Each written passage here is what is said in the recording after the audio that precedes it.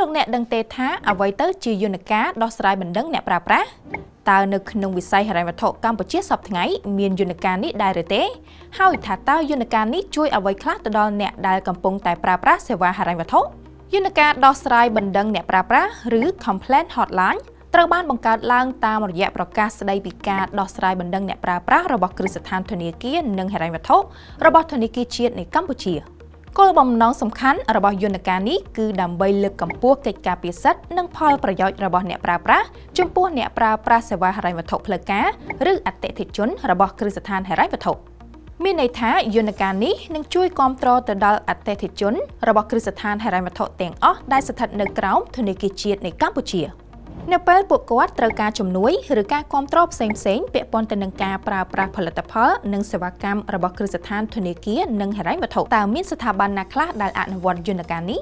បច្ចុប្បន្ននេះចំពោះអតិថិជនឬអ្នកដែលកំពុងតែប្រើប្រាស់ផលិតផលសេវាហិរញ្ញវត្ថុជាមួយនឹងគ្រឹះស្ថានធនាគារនិងហិរញ្ញវត្ថុហើយចង់សាកសួរព័ត៌មានអំពីសេវាកម្មគ្រឹះស្ថានរាយការណ៍ឬស្នើសុំអន្តរាគមន៍ពាក់ព័ន្ធទៅនឹងការប្រើប្រាស់សេវាហិរញ្ញវត្ថុដែលផ្ដល់ដោយគ្រឹះស្ថាន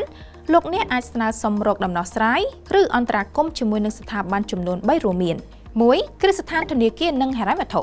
បច្ចុប្បន្ននេះគ្រប់គ្រឹះស្ថានហិរញ្ញវត្ថុទាំងអស់សុទ្ធតែមានមន្ត្រីជាន់ខ្ពស់ដែលទទួលបន្ទុកដោះស្រាយបណ្ដឹងជូនអតិថិជន 2. មជ្ឈមណ្ឌលគាំពារអ្នកប្រើប្រាស់សេវាហិរញ្ញវត្ថុឬ FCC ប្រសិនបើអតិថិជនពុំអស់ចិត្តជាមួយនឹងដំណោះស្រាយរបស់គ្រឹះស្ថានអតិថិជនអាចស្នើសុំជំនួយអន្តរាគមន៍បន្ថែមពីមជ្ឈមណ្ឌលគាំពារអ្នកប្រើប្រាស់សេវាហិរញ្ញវត្ថុឬ FCC តាមរយៈលេខទូរស័ព្ទ015 365 222 3. ធនាគារជាតិនៃកម្ពុជា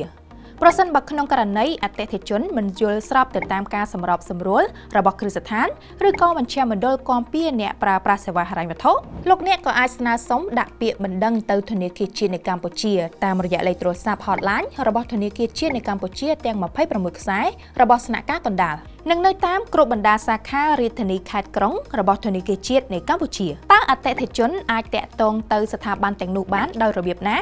1. ចំពោះការដាក់ពាក្យបណ្ដឹងទៅគ្រឹះស្ថានធនាគារនិងហិរញ្ញវត្ថុអតិថិជនអាចស្វែងរកលេខទូរស័ព្ទរបស់គ្រឹះស្ថានលើ website របស់គ្រឹះស្ថានហើយលោកអ្នកអាចតាក់ទងទៅកាន់គ្រឹះស្ថាននៅរៀងរាល់ម៉ោងធ្វើការបាន 2. ចំពោះការដាក់ពាក្យបណ្ដឹងមកមជ្ឈមណ្ឌលគាំពារអ្នកប្រើប្រាស់សេវាហិរញ្ញវត្ថុលោកអ្នកអាចតាក់ទងមកលេខទូរស័ព្ទ015 365 222នៅរៀងរាល់ម៉ោងធ្វើការហើយកាន់តែងាយស្រួលដោយសារតែលេខបណ្ដឹងនេះក៏មាននៅលើកិច្ចសន្យាឥណទានរបស់អតិថិជនផងដែរ 3. ចំណែកឯលោកអ្នកដែលចង់ដាក់ពាក្យបណ្ដឹងទៅកាន់ធនាគារជាតិនៃកម្ពុជាលោកអ្នកអាចតាក់ទងទៅកាន់លេខទំនាក់ទំនងស្នាក់ការកណ្ដាលដែលមានដូចជា085 600 002 098 220 002 085 600 003 097 278 3030 098 220 001ឬលេខនៅតាមគ្រប់បណ្ដាសាខារាជធានីខេត្តក្រុងរបស់ធនាគារជាតិនៃកម្ពុជាដូច្នេះអតិថិជន